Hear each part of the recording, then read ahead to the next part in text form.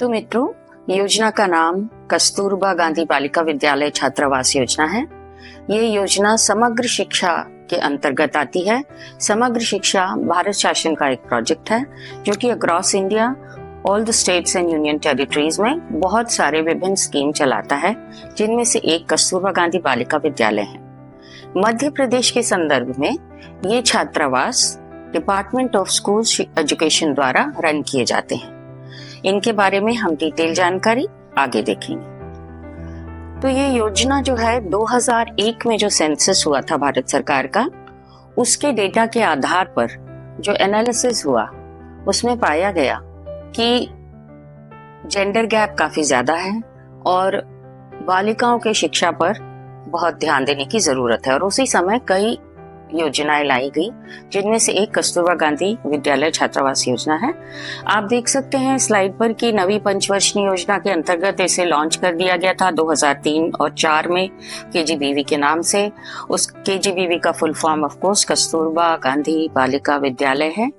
इनको विद्यालय इसलिए कहा जाता है कि ये इसमें कई टाइप्स हैं और उनमें से कुछ विद्यालय और छात्रावास एक साथ रन करते हैं। इसके बाद आप देखेंगे कि 2007 में इसका नाम सर्व शिक्षा अभियान कर दिया गया और उसके बाद 2018 से समग्र शिक्षा योजना के अंतर्गत आता है और 2025 जो है इसका अगेन टारगेट ईयर है, जहां पर कि अगेन नए गाइडलाइंस आएंगे और इसे नए स्वरूप में सोचा जाएगा। जो अब तक काम हुए हैं योजना के अंतर्गत उनका एनालिसिस करके और इसे रीस्ट्रक्चर करके 2026 में लॉन्च किया जाएगा। तो मेरा निवेदन है कि जो हम यहाँ पढ़ेंगे निर्देश फ्रेमवर्क्स, उनको प्लीज ध्यान से देखें so that you know what it is all about. Also हम आप इसमें लिंक्स की बात करेंगे जिनके द्वारा आप इसके बारे में पूरे भारत में चल रहे प्रयासों के बारे में जान सकेंगे। So let us move ahead. KGBV provides residential schools in educationally backward blocks and aspirational districts from middle to senior secondary for girls belonging predominantly to the SC, ST, OBC and minority communities. ये जो framework for समग्र शिक्षा एक document Bharat सरकार ने प्रकाशित किया है, जिसमें समग्र शिक्षा योजना और उसके अंतर्गत संचालित विभिन्न योजनाओं के बारे में डिटेल्स दिए गए हैं। उसमें से लिया हुआ पैराग्राफ है। You can go through it very diligently and know about it. इसके बारे में जो ज्यादा जानकारी यदि आपको चाहिए, जैसे कि मध्य प्रदेश के अलावा और प्रदेशों के बारे में, तो आप भारत सरकार की वेबसाइट से जान सकते हैं। तो late us see what else it says about the scheme. The scheme has been extended for a period of 5 years from 2021-22 to 25-26. The goal SDG 4.1 states that by 2030 to ensure all boys and girls complete free, equitable and quality primary and secondary education leading to relevant and effective learning outcomes. तो इस SDG 4.1 के संदर्भ में, और जैसा कि मैंने पहले कहा कि भारत सरकार ने विभिन्न जो सेंसस कराए हैं उसमें जो डेटा उपलब्ध हुआ, उस डेटा के एनालिसिस के आधार पर ये स्कीम मुख्यतया बालिकाओं को टारगेट करते हुए बनाई गई है। तो लेट अस सी कि इसकी पृष्ठभूमि क्या है। कुछ मुख्य बिंदु इस प्रकार हैं। जेंडर गैप 21.59 पाया गया था। ग्रामीण इलाकों में बालिका शिक्षा की दर जो है बहुत ही कम थी। एजुकेशनली बैकवर्ड ब्लॉक्स, जो शैक्षिक रूप से पिछड़े हुए ब्लॉक्स हैं, उनको आइडेंटिफाई किया गया। कैसे आइडेंटिफाई किया गया? ये जो राष्ट्रीय शिक्षा दर थी उससे जहां भी कम दर थी शिक्षा की, उनको हमने एजुकेशनली बैकवर्ड ब्लॉक्स माना और उनको टारगेट करते हुए विभिन्न स्कीम्स बनाई। उनमें से एक जो है बालिका शिक्षा के लिए कस्तूरबा गांधी बालिका विद्यालय छात्रावास बनाना था, क्योंकि ये पाया गया कि जो एक्सेस है बालिकाओं के लिए, रिटेंशन और एक्सेस की प्रॉब्लम की वजह से ही ये जो जेंडर गैप आ रहा है और शिक्षा में बालिकाओं का कम पार्टिसिपेशन हो रहा था। तो कस्तूरबा गांधी बालिका विद्यालय छात्रावास एजुकेशनली बैकवर्ड ब्लॉक्स में इसलिए टारगेट बनाए गए क्योंकि बालिकाएं वहां पहुंच नहीं पा रही थी। अगर पहुंच रही थी तो रुक नहीं पा रही थी, इसलिए छात्रावास बनाए गए ताकि बालिकाएं एक बार छात्रावास में रहें तो वहां पर रह करके अपना एजुकेशन, प्राइमरी और एलिमेंट्री एजुकेशन, सेकेंडरी एजुकेशन पूरा कर सकें। इसमें और भी कई बातें जो हैं उनको ठीक करने का प्रयास किया जा रहा था, जैसे कि पॉवर्टी लेवल्स, या जहां परिवारों में जागरूकता नहीं है बालिकाओं को पढ़ाने के लिए, उनको इस तरह से टारगेट किया जा रहा था कि ये फ्री एंड एजुकेशन और रेसिडेंस दिया जाएगा बालिकाओं को, तो वो इससे एनकरेज होकर के आगे अपनी बालिकाओं को पढ़ाएंगे। तो इस तरह हमने देखा कि वर्ष 10-11 में साक्षरता दर 46.13 से कम वाले क्षेत्रों को आइडेंटिफाई करके एजुकेशनली बैकवर्ड ब्लॉक्स आइडेंटिफाई करे गए पूरे देश में। मध्य प्रदेश में ऐसे 48 डिस्ट्रिक्ट्स में ब्लॉक आइडेंटिफाई किए गए और वहां छात्रावास खोले गए हैं। भारत में लगभग 3703 छात्रावास खोले जाने के लिए व्यवस्था की गई है, जिनमें से 3697 ऑलरेडी कार्यशील हैं, रनिंग है। मध्य प्रदेश में ऐसे 408 कस्तूरबा गांधी बालिका विद्यालय हैं जो कि सभी कार्यशील हैं। इनका ऑब्जेक्टिव क्या होता है? जैसे कि हमारे कोर्स का ऑब्जेक्टिव है कि आप योजना के बारे में जान सकें, आप योजना को एडमिनिस्टर कैसे करेंगे, योजना के मुख्य बिंदु क्या हैं, योजना का आधार और उसे आगे बढ़ाने का क्या पर्पस है, इसके बारे में जान सकें। वैसे ही हमारी जो योजना है उसका ऑब्जेक्टिव है नामांकन दर बढ़ाना, रिटेंशन वैल्यू बढ़ाना, जेंडर गैप कम करना, बालिकाओं के ड्रॉप आउट गैप को भी कम करना। और इसका टारगेट समूह कौन है? खास तौर से अनुसूचित जाति, अनुसूचित जनजाति, बैकवर्ड और माइनॉरिटीज के बच्चे, और ये भी वो बच्चे जो कि एजुकेशनली बैकवर्ड ब्लॉक्स में विशेष तरह रहते हैं। एजुकेशनली बैकवर्ड ब्लॉक्स जो हैं, ये शब्द बार बार इसलिए हम रिपीट कर रहे हैं कि कस्तूरबा गांधी बालिका विद्यालय छात्रावास केवल एजुकेशनली बैकवर्ड ब्लॉक्स में ही खोले गए हैं। ये एक बेसिक एक बेंचमार्क था उस स्टडी का, जिसमें EBBs में ही KGBVs को खोलने का टारगेट रखा गया था और अभी भी हमने उसे काफी हद तक अचीव कर लिया है। मध्य प्रदेश के संदर्भ में let us look at the profile. We have 408 hostels जो कि सारे कार्यशील हैं। स्टाफ व्यवस्था में हमारे यहाँ वार्डन होती है, सहायक वार्डन, चौकीदार, मुख्य रसोइया, सहायक रसोइया, फुल टाइम टीचर और पार्ट टाइम टीचर के पद होते हैं। इन पदों के बारे में जानना क्यों जरूरी है? इसलिए क्योंकि यदि आप एडमिनिस्ट्रेटर हैं तो you need to look into the posts, कौन काम कर रहा है, कौन कौन इन पदों पर काम कर सकता है, उसके क्या आधार हैं। इसलिए आपको पता होना चाहिए कि कौन से पद किन छात्रावासों में स्वीकृत है। इसके अलावा छात्र संख्या टाइप 1, 3 और 4 के छात्रावासों में अलग अलग होती है। इस योजना के अंतर्गत कस्तूरबा गांधी बालिका छात्रावास 1, 2, 3 और 4 रन किए जाते हैं। टाइप 1 के छात्रावास और 3 के छात्रावासों में 100 से 150 बालिकाएं पढ़ सकती हैं और टाइप 4 के छात्रावास 100 सीटर होते हैं। मध्य प्रदेश में टाइप 1 के 100 छात्रावास हैं, टाइप 3 के 107 छात्रावास हैं और टाइप 4 के 201 छात्रावास हैं। 408 कुल छात्रावास हैं। इस मॉड्यूल में हमने सीखा कि KGBV योजना का उद्देश्य शिक्षा से वंचित, विशेष रूप से वंचित वर्ग की बालिकाओं को सुरक्षित आवासीय सुविधा देना है। हमने इसकी पृष्ठभूमि, लक्ष्य समूह और SDG 4.1 से इसके संबंध को समझा। अब जानते हैं कि इन बालिकाओं को किस तरह की शैक्षणिक सुविधाएं मिलती हैं।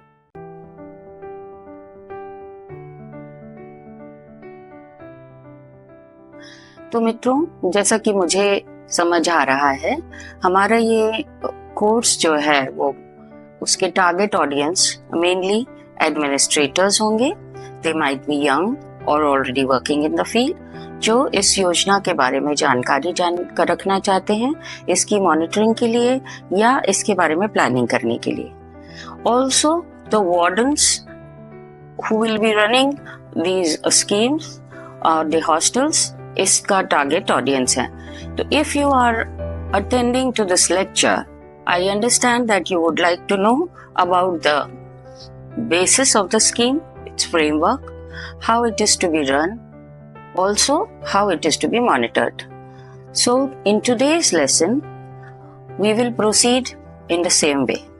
सबसे पहले हम इस योजना के बारे में जानेंगे कि आखिर ये योजना है क्या, इसे लाने की आवश्यकता क्यों पड़ी, इस योजना के अंतर्गत किस तरह के काम हो रहे हैं और जो काम हो रहे हैं उन्हें हम कैसे मॉनिटर करेंगे। हम फील्ड में हो रहे कुछ नवाचारों के बारे में बात करेंगे। हम ये भी देखेंगे कि किस तरह की प्रैक्टिकल समस्याएं आती हैं और हम कैसे उनको ओवरकम कर सकते हैं। So let us begin. पाठ्यक्रम की संरचना। मॉड्यूल 1, योजना का परिचय और उद्देश्य। इस मॉड्यूल में हम जानेंगे कि KGBV योजना क्या है, इसकी शुरुआत कैसे हुई, इसका उद्देश्य क्या है और यह किन बालिकाओं को लाभ पहुंचाती है। मॉड्यूल 2, अकादमिक एवं शैक्षिक गतिविधियां। इस मॉड्यूल में हम देखेंगे कि छात्रावास में किस प्रकार की शैक्षणिक गतिविधियां चलाई जाती हैं, जैसे कोचिंग, ब्रिज कोर्स और कौशल विकास के मॉड्यूल। मॉड्यूल 3, प्रवेश, मॉनिटरिंग एवं सुविधाएं। इस मॉड्यूल में हम समझेंगे कि बालिकाओं का चयन और प्रवेश कैसे होता है, मॉनिटरिंग की प्रणाली क्या है और छात्रावास में क्या क्या सुविधाएं उपलब्ध कराई जाती हैं। मॉड्यूल 4, वित्तीय व्यवस्था, नवाचार और संचालन निर्देश।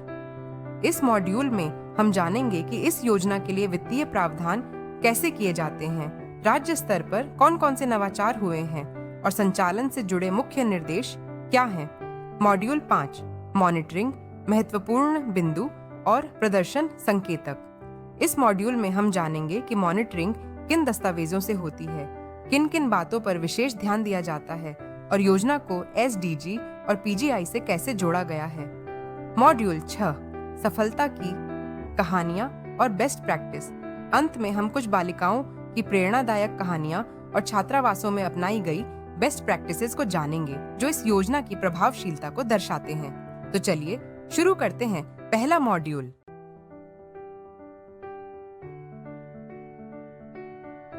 तो इन छात्रावासों में अकादमिक व्यवस्था क्या है? सीखने सिखाने की भाषा हिंदी है, जो कि मध्य प्रदेश में मूलतः है, सभी शासकीय विद्यालयों में मूल रूप से है। कोई जो बच्चियां अंग्रेजी पढ़ना चाहती हैं वो एसोसिएटेड विद्यालय में अंग्रेजी या अंग्रेजी माध्यम की कक्षाएं ज्वाइन कर सकती हैं। विषय मध्य प्रदेश शासन स्कूल शिक्षा विभाग द्वारा स्वीकृत सभी विषय इन विद्यालयों में पढ़ाए जा सकते हैं और बालिकाएं नियमानुसार उन विषयों का अध्ययन करती हैं। परीक्षा किस तरह होती है? इनकी परीक्षा मध्य प्रदेश के माध्यमिक शिक्षा मंडल बोर्ड से जुड़ी हुई परीक्षा के आधार पर बोर्ड परीक्षाएं होती हैं और जिस विद्यालय में शासकीय विद्यालय में बालिकाएं पढ़ती हैं वहां के लोकल एग्जाम स्कूल शिक्षा विभाग के नियमानुसार होते हैं। रेमेडियल कक्षाओं की कोचिंग की व्यवस्था होती है और विशेष रूप से 6 कॉम्पिटेंसीज जैसे कि जो कि हैं रचनात्मकता, आलोचनात्मक सोच, संचार, सहयोग, नागरिकता और चरित्र, इनके बारे में बात करते हुए बालिकाओं को छात्रावास में प्रशिक्षण दिए जाते हैं। ब्रिज कोर्सेस चलाए जाते हैं। क्योंकि ये एजुकेशनली बैकवर्ड ब्लॉक्स की बच्चियां होती हैं तो कई बार इन्हें मेन स्ट्रीम में लाने के लिए इस तरह के प्रयासों की आवश्यकता होती है। तो ये प्रयास और इनके बारे में हम ध्यान रखें। यदि हम मॉनिटरिंग पक्ष से जाते हैं तो हम ये इंश्योर करें कि जो हमारे छात्रावास रन कर रहे हैं वहाँ पर इन कॉम्पिटेंसीज को डेवलप करने के लिए काम हो रहा है। जो नई बालिकाएं आ रही हैं उनके लिए ब्रिज कोर्सेस पे काम बनाए जा रहे हैं और उनका परीक्षण हो रहा है। इसके अलावा अगर आप वार्डन हैं तो इंश्योर करें कि जो भी सुविधाएं आपका प्रदेश देता है जैसे कि ब्रिज कोर्सेस, मॉड्यूल्स, उनको अपने छात्रावास की बालिकाओं के लिए उपलब्ध कराएं और रेगुलर क्लासेस लगाएं। हमने देखा है कि इस तरह के प्रयास करने से जो हमारे रिजल्ट्स आते हैं उनमें छात्रावासीय बालिकाओं के रिजल्ट्स बेहतर होते हैं। तो हम ये मान सकते हैं कि योजना में किए जा रहे प्रयास जो हैं उनका इम्पैक्ट काफी पॉजिटिव है। आप देख सकते हैं यहाँ पर कि क्लास 10th का जो रिजल्ट है 64.48% आया है ओवरऑल मध्य प्रदेश का, लेकिन जो बालिका छात्रावास में रह रही लड़कियां हैं उनका रिजल्ट 66.91% है। तो हम इस स्लाइड को इसलिए भी ध्यान से देख रहे हैं कि हम ये समझ सकें कि ये योजना जो है इसका इम्पैक्ट ग्राउंड लेवल पर काफी पॉजिटिव है और हमें किस तरह इसे पॉजिटिव बनाए रखना है। इस मॉड्यूल में हमने समझा कि KGBV में रेमीडियल कक्षाएं, कोचिंग और कौशल आधारित शिक्षा पर विशेष ध्यान दिया जाता है। हमने परीक्षा परिणामों और शैक्षिक गुणवत्ता को बेहतर बनाने के प्रयासों को देखा। आइए अब समझते हैं कि चयन, निगरानी और बालिकाओं को दी जाने वाली सुविधाएं कैसी होती हैं।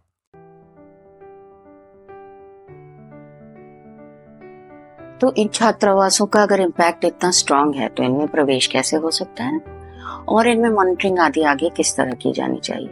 तो प्रवेश के लिए जिला स्तर पर आप सूची प्राप्त कर सकते हैं कि उस जिले में कितने कस्तूरबा गांधी बालिका छात्रावास हैं और वो कहाँ पर स्थित हैं।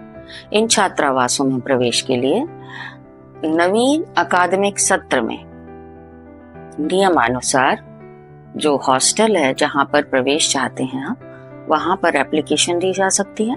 उन एप्लीकेशंस पर जो संचालन निर्देश हैं, प्रवेश के निर्देश हैं, उनके आधार पर बालिकाओं का चयन किया जाता है।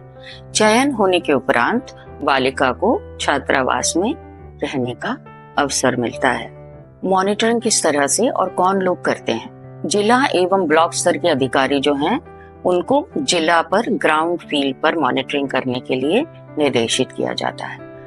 इसके अलावा जो जेंडर समन्वयक होते हैं या पंचायत के अधिकारी होते हैं, वे भी इन योजनाओं की मॉनिटरिंग में शामिल होते हैं।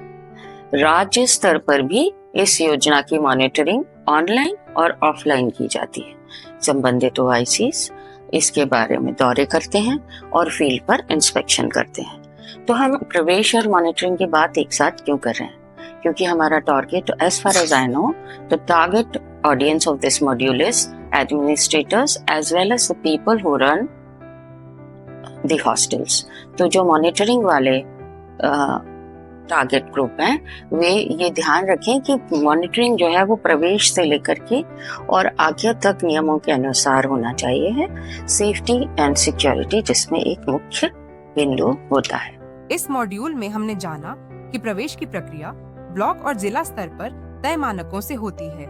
हमने मॉनिटरिंग प्रणाली और निशुल्क भोजन, आवास, स्वास्थ्य और अन्य सुविधाओं को समझा। अब आगे बढ़ते हैं योजना की वित्तीय व्यवस्था और नवाचारों की ओर।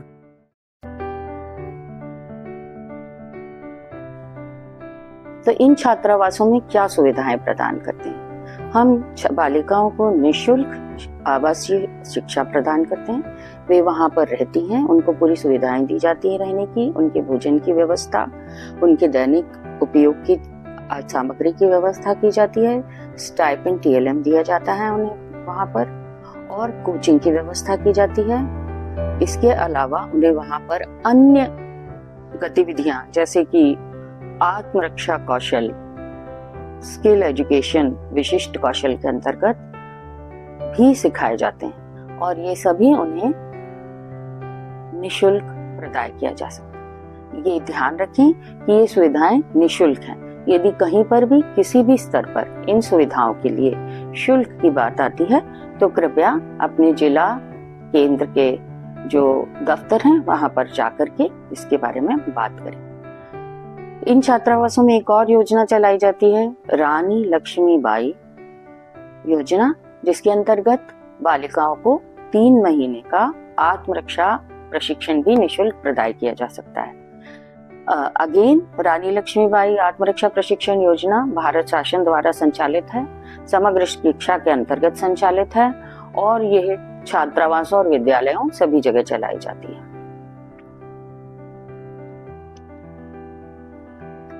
जो छात्रावास है उसके भवन में डॉर्मेट्रीज होती हैं। ग्राउंड फ्लोर पर 11 होती हैं, फर्स्ट फ्लोर पर 14 होती हैं। वार्डन कक्ष 1 होता है, चौकीदार कक्ष 1 और मुख्य बिल्डिंग से बाहर होना चाहिए। किचन एवं डाइनिंग एरिया होता है, वॉश एरिया एवं लेबोरेटरीज होती हैं। हर फ्लोर पर दोनों तरफ बनी हुई होती हैं। तो फर्स्ट फ्लोर पर भी देखें, ग्राउंड फ्लोर पर भी देखें, किचन एवं गार्डन प्रोवाइडेड किया जाता है, बाउंड्री वॉल होती है और स्मार्ट क्लास भी अब सभी छात्रावासों में मध्य प्रदेश में दे दी गई है। कुछ इस तरह का बिल्डिंग दिखता है और इंफ्रास्ट्रक्चर के बारे में जानकारी होने से आप ये देख सकते हैं कि वहां वह सुविधाएं उस भवन के अंदर दी जा रही हैं या नहीं दी जा रही। वित्तीय व्यवस्था कैसी होती है? इन छात्रावासों के लिए वित्तीय व्यवस्था जो है भारत शासन द्वारा समग्र शिक्षा अभियान के अंतर्गत एवं मध्य प्रदेश शासन द्वारा वहन किया जाता है। इसका रेशियो 60-40 होता है, जिसमें 60% भारत सरकार प्रदान करती है और 40% मध्य प्रदेश शासन प्रोवाइड करता है। तो इस प्रकार की वित्तीय व्यवस्था होती है। जो भवन होते हैं टाइप 1 और टाइप 3 में विद्यालय एवं छात्रावास दोनों रन किए जाते हैं। बालिकाएं जिस विद्यालय में पढ़ती हैं वहीं से लगा हुआ छात्रावास होता है। लेकिन टाइप 4 की जो बालिकाएं होती हैं वो छात्रावास में रहती हैं, आवासीय व्यवस्था होती है और पढ़ने वहां पास के शासकीय हायर सेकेंडरी स्कूल में जाती। तो इस तरह की व्यवस्था लागू की गई है। तो मध्य प्रदेश की में कस्तूरबा गांधी बालिका विद्यालय छात्रावास योजना के बारे में हमने कुछ मूलभूत जानकारी के बारे साझा की है। अब इसके बारे में जो नवाचार हुए हैं उनके बारे में बात करना चाहेंगे। भारत शासन द्वारा NCERT के सहयोग से 2023 में एक इवैल्यूएशन स्टडी कराई गई थी कस्तूरबा गांधी बालिका छात्रावास योजना की पूरे देश भर में, और इस स्टडी में मध्य प्रदेश द्वारा किए गए कुछ नवाचारों को प्रशंसा प्राप्त हुई। जैसे कि सेकेंडरी एजुकेशन के छात्रावासों में जो आकांक्षी जिले हैं मध्य प्रदेश के, वहां हम लोगों ने निस्बत संस्था के साथ संकल्प योजना जो होती है भारत सरकार की, उसके अंतर्गत बालिकाओं को विभिन्न एंटरप्रेन्योरियल स्किल्स में सर्टिफिकेट प्रदान किया गया। उन्हें प्रशिक्षण दिया गया जैसे कि इलेक्ट्रॉनिक्स में और बेकिंग में, पैकेजिंग में, और इस पूरे प्रशिक्षण के बाद उन्हें सर्टिफिकेट प्रदान किया गया और उनको हैंड्स ऑन करियर के लिए भी सहायता प्रदान की गई 12वीं के बाद। तो ये वो छात्राएं हैं जिन्होंने एंटरप्रेन्योर सर्टिफिकेट प्राप्त किया 11वीं 12वीं की, और ये सारा कुछ निःशुल्क प्रदान किया गया। इसके अलावा IHM के सहयोग से institute of hotel management Bhopal, जिसकी कि अपने आप में पहले 10 विद्यालयों में रैंकिंग आती है भारत के जितने भी होटल मैनेजमेंट के इंस्टीट्यूट हैं उसमें, वहां पर हमने अपनी वार्डन्स को एक 5 दिवसीय आवासीय प्रशिक्षण प्रदान किया गया, जिससे वो ये देख पाए कि हॉस्टल कैसे रन किया जा सकता है प्रोफेशनली, किस तरह हम अपने स्टूडेंट्स को एनकरेज कर सकते हैं, किस तरह हम अपने किचन्स को बेटर कर सकते हैं, कौन से नवाचार हम अपने छात्रों के साथ मिलकर के बेहतर बनाने के लिए छात्रावास को कर सकते हैं। इस पूरे प्रशिक्षण का एक मॉड्यूल डेवलप किया जो आगे भी हमारे वार्डन्स को बहुत सहयोगी होता है। इसके अलावा यूनिसेफ के सहयोग से self esteem body confidence project elementary के छात्रावास की वार्डन्स के लिए राज्य शिक्षा केंद्र द्वारा चलाया गया। इसके अलावा UNFPA के सहयोग से छात्रावास में रह रही बालिकाओं के लिए विशेष मॉड्यूल सशक्त का विकास किया गया है। ये इसकी आवश्यकता क्यों पड़ी? क्योंकि छात्रावास में जो बालिकाएं रह रही हैं वे एडोलसेंट एज की हैं, और जैसा कि हम अपने घरों में देखते हैं कि किशोरावस्था में बालिकाओं और पालकों की अपनी ज़रूरतें होती हैं, और चूंकि ये बालिकाएं अपने पालकों से अलग रह रही हैं, बहुत सारी बालिकाओं के बीच में रह रही हैं, इसलिए उनकी आवश्यकताएं भी थोड़ी डिफरेंट होती हैं। तो इन आवश्यकताओं पर पहले एक फील्ड स्टडी की गई और उन आवश्यकताओं के एनालिसिस के बाद उस आधार पर इस मॉड्यूल को डेवलप किया गया और इसे शीघ्र लॉन्च भी कर दिया गया है। इस मॉड्यूल की एक विशेषता यह भी है कि इस मॉड्यूल के ट्रांजैक्शन के लिए केवल वार्डन्स को ही प्रतिभागी नहीं बनाया गया, इसके ट्रांजैक्शन के लिए नवाचार के रूप में पीयर लीडर्स को डेवलप किया गया। पीयर लीडर्स कौन है?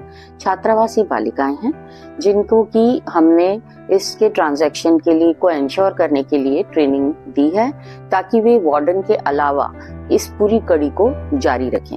जब बालिकाएं पीयर लीडर्स बनती हैं तो न केवल वे अपने साथियों को बेहतर समझ सकती हैं, बल्कि जो हमारा मॉड्यूल है उसके ट्रांजैक्शन को बहुत स्मूथ बना देती फील्ड पर। वार्डन जो है शासकीय कर्मचारी है, उसका अपना नियत समय है, लेकिन छात्राएं आपस में एक दूसरे को ट्रेन करते हुए चलती हैं, तो जो कास्केडिंग इफेक्ट में लॉस होता है वो कंपैरेटिवली बहुत कम होता है। इसी तरह हमारा एक और नवाचार है रिसर्च एंड डेवलपमेंट के क्षेत्र में। मध्य प्रदेश शायद उन कुछ प्रदेशों में से है जिसने इस योजना का इम्पैक्ट इवैल्यूएशन स्टडी कराई है।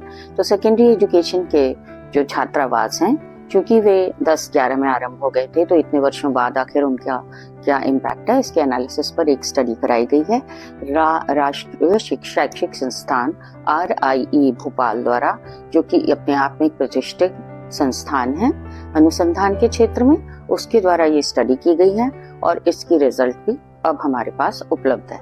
इन रिजल्ट्स के आधार पर हम आगे के इंटरवेंशंस प्लान कर रहे हैं, जिसमें से कुछ इंटरवेंशंस ब्लेंडेड लर्निंग को लेकर के हैं। इसी तरह एक और नवाचार मध्य प्रदेश में हमने किया है कि जो हमारे छात्रावासों में, जिन छात्रावासों में दिव्यांग बालिकाएं दर्ज हैं, वहां पर हमने उनके लिए विशेष सुविधाएं या जो पूर्व की सुविधाएं थी उनको बेहतर करने की व्यवस्था की है। और इसी क्षेत्र में हमने देखा है कि जिस सत्र में 23-24 में जब हमने दिव्यांग बालिकाओं के लिए प्रयास किए शासन ने, तब 24-25 में दिव्यांग बालिकाओं ने और एडमिशन लेने की हिम्मत दिखाई हमारे छात्रावासों में। तो हम जो नेशनल पॉलिसी ऑफ एजुकेशन 2020 के आधार पर हम बहुत सारे ऐसे इंटरवेंशंस छात्रावासों में प्लान कर रहे हैं जो कि काफी सक्सेसफुल भी हुए हैं, जैसे कि दिव्यांग छात्रों को सभी और दूसरे छात्रों के साथ में एसिमिलेट करके और छात्रावासों में स्थान देना। इसके अलावा ब्लेंडेड लर्निंग को छात्रावासों में स्थान देना, स्टीम के अंतर्गत विज्ञान के लिए ICT लैब्स और स्मार्ट क्लासेस उपलब्ध कराना। तो साथियों, हमने अब तक काफी कुछ जाना। आगे की राह में हम भारत शासन के निर्देशों अनुसार समग्र शिक्षा के जो नॉर्म्स हैं उसके आधार पर छात्रावासों का अपग्रेडेशन कर रहे हैं। जैसे कि एलिमेंट्री के जो छात्रावास 6वीं से 8वीं तक हैं, उनको 6वीं से 10वीं तक या 6वीं से 12वीं तक बनाने का प्रयास जारी है। इसके अलावा स्टीम के अंतर्गत ICT लैब्स छात्रावासों में वर्ष 24-25 के मध्याह्न में लगानी शुरू हो गई हैं और 25-26 के अंत तक टारगेट है कि हम उन्हें कंप्लीट कर सकेंगे। इसी प्रकार ग्रीन इनिशिएटिव के अंतर्गत हमारे छात्रावासों में सोलर वाटर हीटिंग सिस्टम्स लगाए जा रहे हैं और सोलर पैनल्स भी लगाए जा रहे हैं। क्योंकि हमारे हॉस्टल्स एजुकेशनली बैकवर्ड ब्लॉक्स में होते हैं, तो यहाँ अक्सर बिजली पानी की समस्याएं होती हैं और उन्हें हल करना आम शहरों की तरह आसान नहीं होता है। इसलिए ये एक प्रयास किया गया है कि हम उन्हें सोलर वाटर हीटिंग सिस्टम और सोलर पैनल प्रोवाइड करें। इसके अलावा इस तरह के ग्रीन इनिशिएटिव्स और ब्लेंडिंग लर्निंग के स्टेप्स इन छात्रावासों में लेने से उस पूरे एजुकेशनली बैकवर्ड ब्लॉक में एक नई वेव का मैसेज जाता है और इस तरह के नए प्रयास हम उन बैकवर्ड एरियाज में न केवल छात्रावास में रह रही बालिकाओं, उनके परिवारों, बल्कि आसपास के समाज को भी प्रेरित करते हैं। हमारा एक और प्रयास होगा कि हम पीयर लीडरशिप डेवलप करें। जो हमारे एजुकेशनली बैकवर्ड ब्लॉक्स में है, वहाँ पर हमने देखा है कि जो बालिकाएं आती हैं वो काफ़ी उनमें टैलेंट होता है और वो ऐसे चूंकि संघर्षशील परिवारों से आ रही होती हैं या संघर्षशील परिस्थितियों को देख रही होती हैं, तो वे अच्छे लीडर बनने की क्षमता रखती हैं। जब वे यहाँ छात्रावासों में आकर रह रही होती हैं तो वो मिलकर रहना भी सीख जाती हैं, एक दूसरे को समझना भी सीखती हैं। तो अगर उनके साथ काम किया जाए तो वे अच्छी लीडर बन सकती हैं। तो एक और हमारा टारगेट है पीयर लीडरशिप और पीयर ट्यूटरिंग पर फोकस करना। Again national policy of education 2020 के अंतर्गत जो सुझाव दिए गए हैं उनको इम्प्लीमेंट किया जा रहा है। जैसे कि बालिकाओं हेतु अप्रेंटिसशिप के कार्यक्रम भी रखे जाते हैं। NIOS, IIT, डाइट, SCETs आदि शासकीय संस्थाएं जो हैं उनके साथ सहयोग करके बालिकाओं के लिए नए अवसरों का भी बनाने का प्रयास किया जाता है। तो मित्रों, अब हम ये जानना चाहेंगे कि आखिर योजना अगर पूरे देश में चलती है तो इसके मूल नॉर्म्स क्या हैं।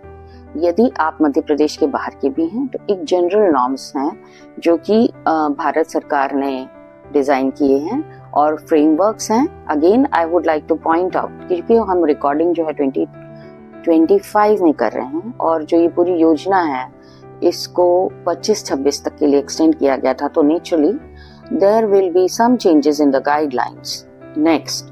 पर हम जो अभी मौजूदा गाइडलाइंस हैं उनको एक बार देखते हैं। तो मित्रों, भारत सरकार द्वारा जो नॉर्म्स पब्लिश किए गए हैं वो आपके समक्ष स्क्रीन पर अवेलेबल हैं। Let us look at them. तो ये जो नॉर्म्स हैं ये समग्र शिक्षा की पूरी स्कीम के लिए हैं। तो ये जो डॉक्यूमेंट आपको उपलब्ध कराया जा रहा है आप इसको बाद में डिटेल में पढ़ सकते हैं। यदि आप समग्र शिक्षा की स्कीम के बाकी योजनाओं के बारे में भी देखना चाहते हैं तो इसमें आपको जानकारी मिलेगी। आई am sharing this document so that you have detailed expense of the knowledge about the norms of the scheme. आप समग्र शिक्षा की और चीजों के बारे में भी जानकारी अपने समय के आधार पर देख सकते हैं। यहाँ पर हम केवल जेंडर इक्विटी 8th चैप्टर की बात कर रहे हैं, जहां पर कि कस्तूरबा गांधी बालिका छात्रावासों के बारे में नॉर्म्स दिए गए हैं। तो इनके बारे में हम पूरी बात कर चुके हैं। टाइप 1, 2, 3, 4 के नॉर्म्स होते हैं। कितनी जमीन पर उनकी बिल्डिंग्स बनाई जा सकती हैं, क्या पोस्ट सैंक्शन है, किस आधार पर फाइनेंशियल व्यवस्था होती है, इस सब के बारे में आप नॉर्म्स में जानकारी प्राप्त कर सकते हैं। तो I politely request you to go through it. जितनी जानकारी हम अपने पास इकट्ठी करेंगे वही हमारी स्ट्रेंथ होती है आगे बढ़ने के लिए। Thank you very much. Let us now look at the framework of the समग्र शिक्षा योजना। तो मित्रों, आप स्क्रीन पर एक ऑफिशियल डॉक्यूमेंट देख रहे हैं जो कि भारत सरकार शिक्षा मंत्रालय, स्कूल शिक्षा और साक्षरता विभाग, शास्त्री भवन, नई दिल्ली द्वारा जारी किया गया है। इस तरह से ऑफिशियल डॉक्यूमेंट्स अवेलेबल है। ये पूरा फ्रेमवर्क है समग्र शिक्षा का, और इसको जब आप पढ़ेंगे तो इससे आप बहुत सारी चीजें जान सकेंगे। इस पूरी योजना के बारे में अप्रोच क्या है, इसका टारगेट क्या है, क्या अचीवमेंट्स अभी तक हैं और आगे के क्या टारगेट्स हैं। तो please study it in detail. This will be available for you. हम आगे इसमें देखेंगे कि 8th चैप्टर जो है वो जेंडर इक्विटी से संबंधित होता है, जिसके बारे में हम बात कर रहे हैं, जिसके अंतर्गत कस्तूरबा गांधी बालिका विद्यालय छात्रावास खोले जाते हैं। I am sharing the whole document again because हम सभी शिक्षा विभाग से जुड़े हुए हैं। ये मॉड्यूल अगर आप देख रहे हैं तो या तो आप एडमिनिस्ट्रेटर हैं, या आप वार्डन हैं, या आप हो सकता है ऐसे कोई व्यक्ति हों जिनका की इंटरेस्ट स्कूल शिक्षा से संबंधित है। तो आपके लिए बेहतर होगा कि आप इस डॉक्यूमेंट को अच्छे से पढ़ें so that your concepts about the whole scheme are clear. Again, I would like to remind that there might be some changes after 25-26 because 25-26 extended guideline का इस समग्र शिक्षा के इस पूरे फ्रेमवर्क और नॉर्म्स गाइडलाइन का एक टारगेटेड एंड ईयर है। इसके बाद इसमें कुछ परिवर्तन किए जाने की संभावना है। आपके साथ ये डॉक्यूमेंट शेयर करने का कारण ये भी है कि यहाँ जो आप एड्रेसेस देख रहे हैं इन वेबसाइट्स में, और आगे भी हम आपके साथ शेयर करेंगे, इन वेबसाइट्स के द्वारा आप भारत सरकार द्वारा जो भी नए निर्णय लिए जाते हैं या नई गाइडलाइंस जारी की जाती हैं उनके बारे में हमेशा अपडेट रह सकते हैं। Let us see at the chapter 8 of the framework.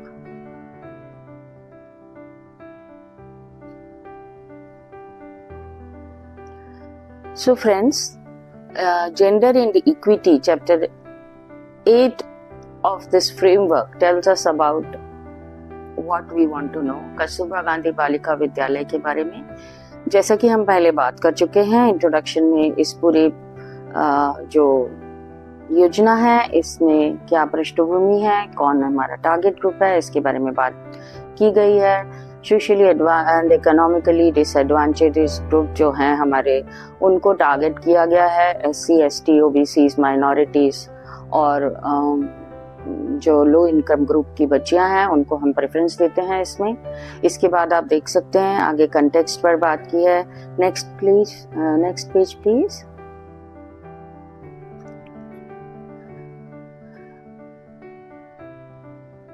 जो गोल्स हैं of the scheme for making a gender equitable and inclusive school education system, उसके लिए ये अप्रोच किया गया है।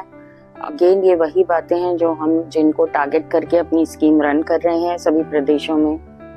तो आप देखेंगे कि इट एंश्योर्स इक्विटेबल सक्सेस। बार बार यहाँ पर एक ही बात आती है, चैप्टर का नाम है जेंडर इक्विटी, और फिर हम हर जगह देखते हैं कि प्रयासों का सबसे पहला हमारा पर्पस है, ऑब्जेक्टिव है इक्विटी।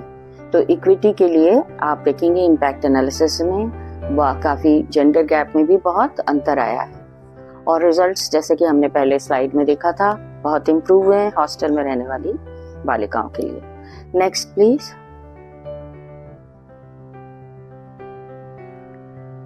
तो जो जेंडर और इक्विटी में मेजर इंटरवेंशंस हैं वो आरटी एंटाइटलमेंट्स के लेकर के हैं, इंफ्रास्ट्रक्चर को लेकर के किए जा रहे हैं, और ऑल राउंड डेवलपमेंट को लेकर किए जा रहे हैं, जिनके बारे में मध्य प्रदेश के संदर्भ में मैं आपसे बात कर चुकी हूँ। इसी तरह के और प्रयास आगे भी जारी हैं। Next please.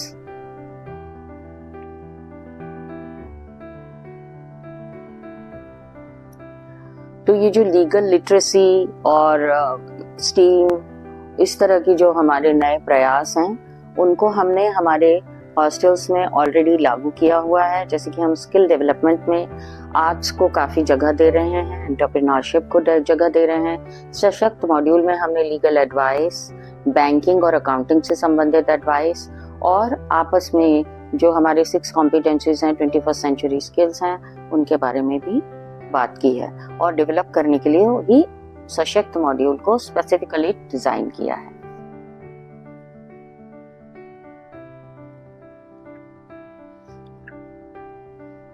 कुछ और सुझाव जो भारत सरकार द्वारा दिए गए हैं वो हैं sensitization of girls, health nutrition and wellbeing of girls, school sanitation and hygiene education, maternal and child health and related issues. इसके अलावा सैनिटेशन एंड हाइजीन को लेकर के सुप्रीम कोर्ट के ऑर्डर के पश्चात भी बहुत सारे प्रयास मध्य प्रदेश में स्पेसिफिकली सैनिटेशन हाइजीन के अंतर्गत किए जा रहे हैं। Next please. ये कुछ और सुझाव भारत सरकार द्वारा दिए गए जिन्हें हमने मध्य प्रदेश के संदर्भ में अपनी छात्रावासों में इनकॉर्पोरेट करना आरंभ कर दिया है, जैसे कि साइंस एजुकेशन को बढ़ावा देना, और इसके अलावा एंटरप्रेन्योर जो स्किल्स होती हैं उनको भी एनकरेज करना, जिससे 12वीं के बाद यदि बालिकाएं चाहें तो अपना कार्य भी कर सकें और आगे की पढ़ाई जारी कर सकें। इस तरह के कई प्रयास जो हैं वो छात्रावासों में किए जा रहे हैं, और इनका फल भी देखने मिल रहा है। हमारी बहुत सारी बालिकाएं सकुरा कार्यक्रम जो भारत सरकार का है, भारत और जापान के सहयोग से चलता है, उसमें जापान विजिट करके आई हैं। इसके अलावा हमारी बालिकाएं बहुत सारे नवाचार कर रही हैं, हम आगे उन कहानियों को देखेंगे। तो friends, these are the documents I wanted to share with you. ये पूरे आपको योजना के संदर्भ में भी यदि आप जानना चाहते हैं तो they are available for you. आप इनको बाद में डिटेल में पढ़ सकते हैं, और स्पेसिफिकल किसी एक योजना के बारे में यदि आप जानना चाहते हैं तो भी ये एक अच्छे गाइडलाइंस है। It is always good to have the official documents with us so that we can participate in the scheme wholeheartedly. जब हम नियम और फ्रेमवर्क को अच्छे से जानते हैं तो हम अपने आप को भी स्ट्रेंथन करते हैं। आप लोग थोड़ा बोर हो चुके हैं। Let us read the poster. ये पोस्टर हरिशंकर परसाई जो मध्य प्रदेश के एक प्रतिष्ठित व्यंग्यकार हैं, उनकी लाइनों को दर्शा रहा है। मैं सुधार के लिए नहीं, बदलने के लिए लिखना चाहता हूँ, यानी कि कोशिश करता हूँ चेतना में हलचल हो जाए, कोई विसंगति नजर के सामने आ जाए, इतना काफी। सुधरने वाले खुद अपनी चेतना से सुधरते हैं। तो मित्रों, हम स्कूल शिक्षा विभाग के कर्मचारी जो होते हैं वो सीधे मनुष्यों से जुड़ते हैं। मुझे लगता है इतनी संख्या में मनुष्य से जुड़ने वाले, सीधे जुड़ने वाले विभाग कम ही होते हैं। हमारे चैलेंजेस अलग होते हैं, योजनाओं के इम्प्लीमेंटेशन में, मॉनिटरिंग में, और जो इम्पैक्ट है, इम्पैक्ट एनालिसिस में भी हमारे ट्रेंड्स जो होते हैं वो दूसरों से अलग होते हैं। हमारे जो पर्पस हैं वो भी कुछ इस तरह के होने चाहिए कि चेतना में हलचल हो जाए। हमारे जो बच्चे हैं जिन्हें हम गाइड कर रहे हैं वो आगे आने वाली पीढ़ी है जो इस देश का निर्माण करेगी। इस मॉड्यूल में हमने सीखा कि योजना का संचालन समग्र शिक्षा के अंतर्गत निर्धारित वित्तीय हिस्सेदारी से होता है। हमने मध्य प्रदेश में हुए नवाचार, संचालन निर्देश और नॉर्म्स फ्रेमवर्क को समझा। चलिए अब देखते हैं कि प्रदर्शन कैसे मापा जाता है और किन बिंदुओं पर जोर दिया जाता है। तो मित्रों, जब हम फील्ड पर काम करते हैं तो कॉपी बुक स्विच सिचुएशंस तो हमेशा होते नहीं हैं। जैसे आप जाएंगे तो खास तौर से हॉस्टल्स के संदर्भ में हमने देखा है कि सेफ्टी सिक्योरिटी से संबंधित सिचुएशंस आती हैं, और चूंकि एडोलसेंट बालिकाएं या बालक छात्र इन्वॉल्व होते हैं तो ये बहुत टिपिकल सिचुएशंस आती हैं। तो हमेशा ध्यान रखिए कि जो भी सिचुएशन आई है वहाँ नियमों के आधार पर सारी जो आप एनालिसिस है वो करें। इसके अलावा जो मानवीय परिस्थितियां हैं उनको भी ध्यान में रखें। यदि हम छात्रावासी बालिकाओं से संबंध में कोई सिचुएशन डील कर रहे हैं तो ध्यान रखें कि यहाँ सजा देना ही एकमात्र उपाय नहीं होगा। रिहैबिलिटेशन के प्रयासों के बारे में भी हमें हमेशा सोचना चाहिए। इसी संदर्भ में हमारे पास जो सबसे इम्पोर्टेंट एक पॉइंट ऑफ व्यू रहता है मॉनिटरिंग के लिए कि हमें कौन कौन से बिंदुओं का ध्यान रखना है जिससे कि ये संचालन जो हो रहा है छात्रावासों का वो सही रहे। आप जहां भी जुड़ेंगे वहां आप जानेंगे कि प्रति माह आपको मॉनिटरिंग करनी होती है।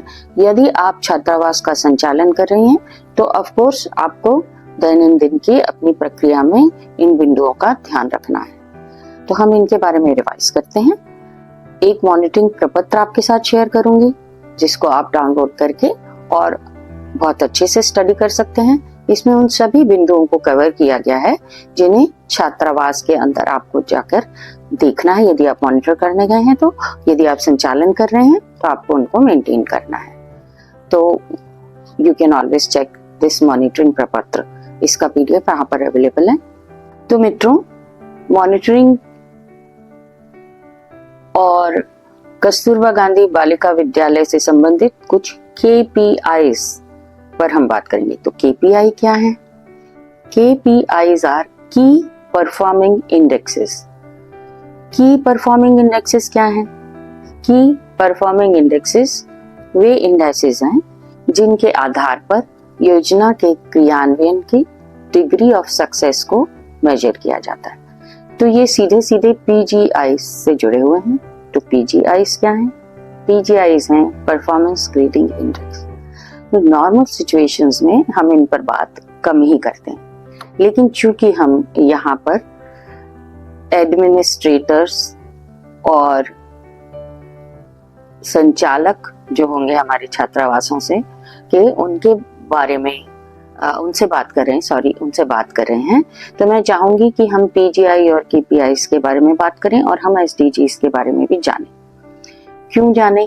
इसलिए जानें कि जो काम हम कर रहे हैं उसका इवैल्यूएशन आखिर किस आधार पर होता है ये भी हमें पता होना चाहिए। जिस तरह ऑब्जेक्टिव्स इंपॉर्टेंट हैं उसी तरह उन ऑब्जेक्टिव्स का इवैल्यूएशन कैसे होता है और हम कैसे उनको अचीव कर पा रहे हैं या नहीं, ये जानना आवश्यक है। तो महत्वपूर्ण बिंदु क्या होते हैं?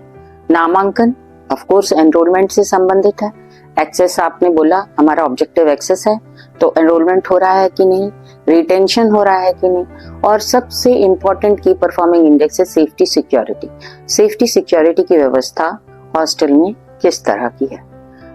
आवागमन रजिस्टर्स, आगंतुक रजिस्टर्स, कैमरा की फीड की कनेक्टिविटी, अवेलेबिलिटी, मॉनिटरिंग किस स्तर की है, ये हमेशा ध्यान रखें।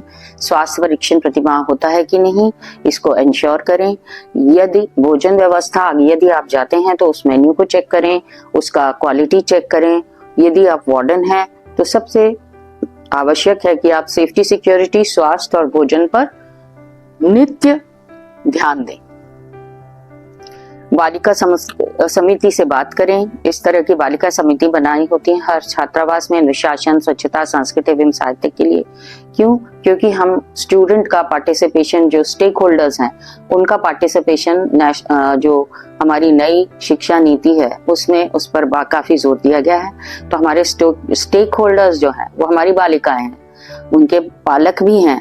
तो हम कोशिश करेंगे कि उनसे बात करें, लेकिन बालिकाओं का, स्टेक होल्डर्स का इन्वॉल्वमेंट जितना ज्यादा होगा उतना ज्यादा व्यवस्था में पारदर्शिता और अच्छी क्वालिटी आती है, ऐसा देखा गया है। तो उनसे जरूर बात करें।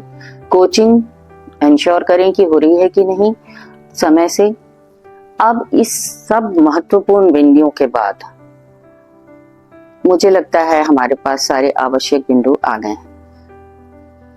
कुछ 2 मिनट मैं आपसे पीजीआई और एसडीजीज के बारे में बात करना चाहूंगी। इनका सीधा संबंध शायद कोर्स मॉड्यूल से नहीं है और इन पर बात भी कम की जाती है, लेकिन परफॉर्मेंस ग्रेडिंग इंडेक्स वह इंडेक्स है जिसके आधार पर हमारे प्रदेश विभाग के परफॉर्मेंस का एनालिसिस राष्ट्रीय स्तर पर किया जाता है, इसलिए हमें इससे अवगत होना आवश्यक है।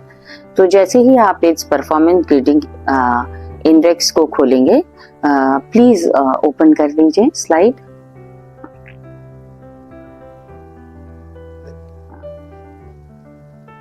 So friends, why are PGIs important? आप सोच सकते हैं कि इसके बारे में बात तो बहुत कम होती है, पर यदि आप मोटिवेटेड ऑफिसर्स हैं, यदि आप परिवर्तन लाना चाहते हैं, तो आपको इनके बारे में जानकारी होना और इनकी स्टडी करना आवश्यक है। PGI और परफॉर्मेंस ग्रेडिंग इंडेक्स में आप देख सकते हैं कि डोमेन 1 लर्निंग और क्वालिटी से संबंधित है, लर्निंग आउटकम्स और क्वालिटी से संबंधित है, उसके सब डोमेन्स बनाए गए हैं। इसी तरह डोमेन 2 एक्सेस से संबंधित है, एक्सेस यानी रीच, तो इंफ्रास्ट्रक्चर की बात की जा रही है इसमें। इसी तरह डोमेन 3 इंफ्रास्ट्रक्चर एंड फैसिलिटीज से संबंधित है, जो हमारे स्कूल शिक्षा में दी जा रही हैं। इसके आगे डोमेन 4 देखते हैं हम। डोमेन 4 स्पेसिफाई कर रहा है इक्विटी, जिसके बारे में हमने एक पॉइंट पर बात की है, जिसके अंतर्गत केजीबीवीज का प्रयास भी शामिल है।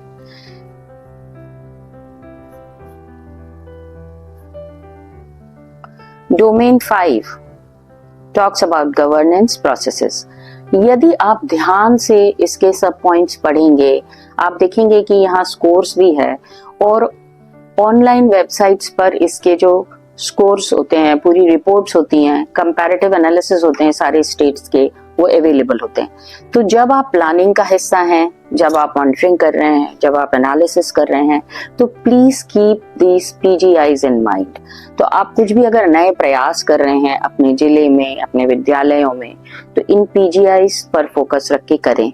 आप अपनी परफॉर्मेंस को अगर इवैल्यूएट कर रहे हैं तो की परफॉर्मिंग इंडेक्सेस जिनकी हमने बात की थी और ये पीजीआईज पर बात को देखते हुए आप अपने आप को इवैल्यूएट कर सकते हैं। इनका एनालिसिस किस आधार पे किया जा सकता है, किया जाता है, ये इसमें दिया गया है। डेटा सोर्सेज हैं और इनका वेटेज क्या है, इस पूरे डॉक्यूमेंट में दिया गया है। ये डॉक्यूमेंट्स जो हैं वेबसाइट पर पब्लिक डोमेन में अवेलेबल हैं। इनको आप पढ़िए तो आपको ये भी पता चलेगा कि आपका स्टेट जो है किस जगह पर है और आप उसमें क्या बेहतर कर सकते हैं, या क्या जो बहुत अच्छा है ऑलरेडी उसको और बेहतर बनाए रख सकते हैं। ये एक ऐसी बात है जो यदि आप मोटिवेटेड, एंथुसियास्टिक हैं, परिवर्तन लाने का एक उद्देश्य लेकर के इस सेवा में आए हैं, तो आपके लिए बहुत उपयोगी होगा। Thank you very much. तो मित्रों, आज के इस मॉड्यूल के अंत में मैं 2 बातें करना चाहूंगी। एक, जैसा कि मैंने पहले आपसे कहा कि यदि हम मोटिवेटेड हैं, परिवर्तन लाना चाहते हैं, चेतना में बदलाव लाना चाहते हैं, तो हमें ये मूल तत्व जिनके पीछे, जिनसे डिजाइन हो रही है सारी चीजें या एवैल्यूएट हो रही है, पता होना चाहिए। उनमें से एक है एसडीजीज। आखिर एसडीजी क्या है? ये है सस्टेनेबल डेवलपमेंट गोल्स, जो कि पूरी दुनिया में डिसाइड किए गए हैं और भारत भी इसका एक हिस्सा है, जिसने ये इनको अचीव करने के लिए बहुत सारे प्रयास राष्ट्रीय स्तर पर जारी करे हुए हैं और हमने बहुत परिवर्तन लाया है। Please go through this. जो 17 SDGs दिए हुए हैं, ये विभिन्न फील्ड हैं। इसमें न केवल आपको अपने कस्तूरबा गांधी बालिका विद्यालय स्कीम्स में किन KPIs और PGIs का ध्यान रखना है, ये समझ में आएगा। इसके अलावा भी आप अपने जीवन में या अपने विभाग में जो प्रयास कर रहे हैं उसमें आप इन्हें प्लानिंग में शामिल कर सकते हैं। तो please go and download this please and study it in detail whenever you have time. तो इससे आपको काफी डायरेक्शंस मिलेंगे कि आपको किस दिशा में अपनी प्लानिंग करनी है। इस मॉड्यूल में हमने मॉनिटरिंग दस्तावेजों, जिम्मेदार अधिकारियों और SDG PGI से योजना की कड़ी को समझा। महत्वपूर्ण बिंदुओं जैसे सुरक्षा, भोजन, स्वास्थ्य आदि को गहराई से जाना। अब जानते हैं इन प्रयासों का असर बालिकाओं के जीवन में कैसे दिखता है।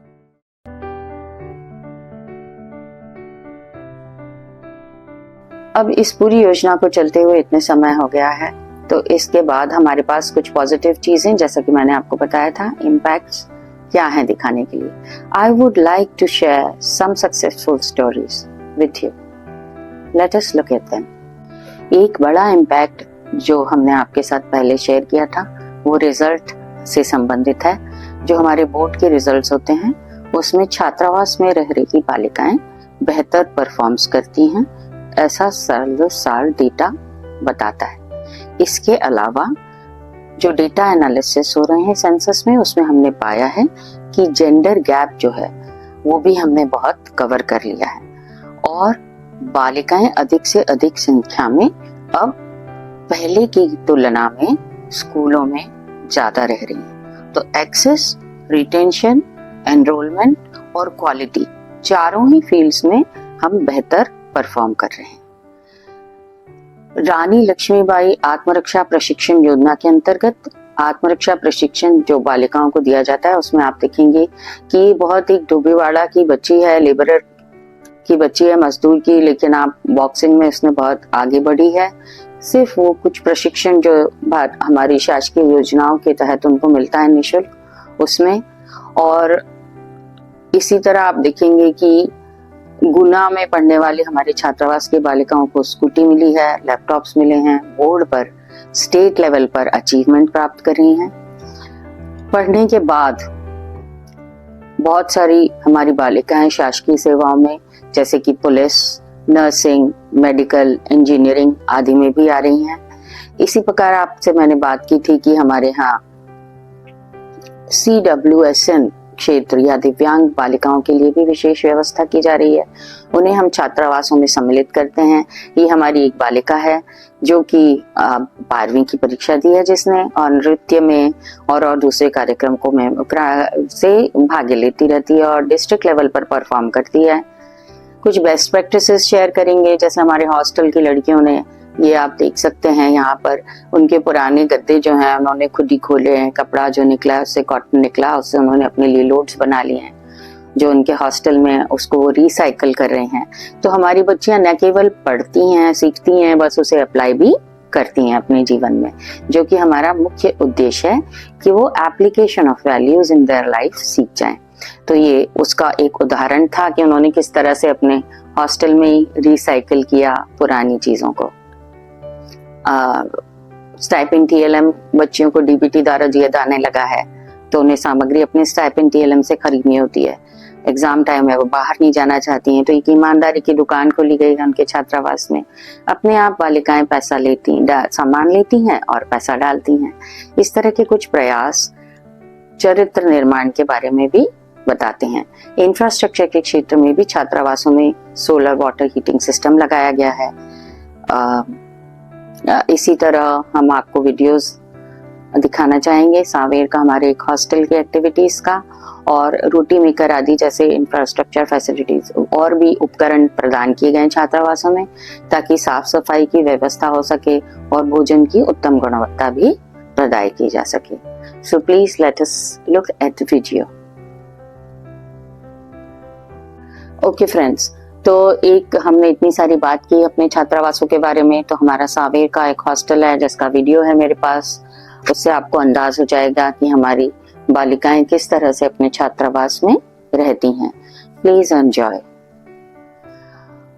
ये वीडियो देख के आपको समझ में आएगा कि हम किस तरह छोटी छोटी चीजें जो है उनका ध्यान छात्रावास संचालन में रख सकते हैं, जिससे हमारे हॉस्टल में रहने वाली बालिकाएं जो हैं वे जितना प्रसन्न अपने घर में रहती हैं उतना ही या उससे शायद ज्यादा भी रहें हमारे साथ।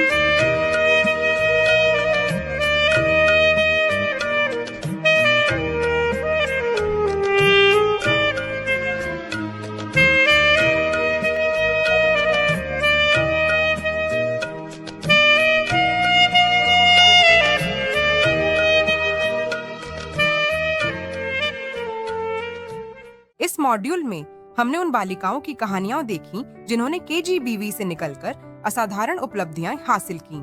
हमने छात्रावासों में अपनाई गई बेस्ट प्रैक्टिसेस जैसे ईमानदारी की दुकान और रोटी मेकर जैसे नवाचारों को भी जाना।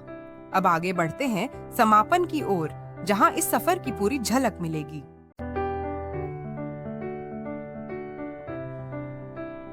तो मित्रों, आज का ये व्याख्यान जो है समग्र शिक्षा भारत सरकार की योजना के अंतर्गत संचालित कस्तूरबा गांधी बालिका विद्यालय छात्रावासों के संबंध में था।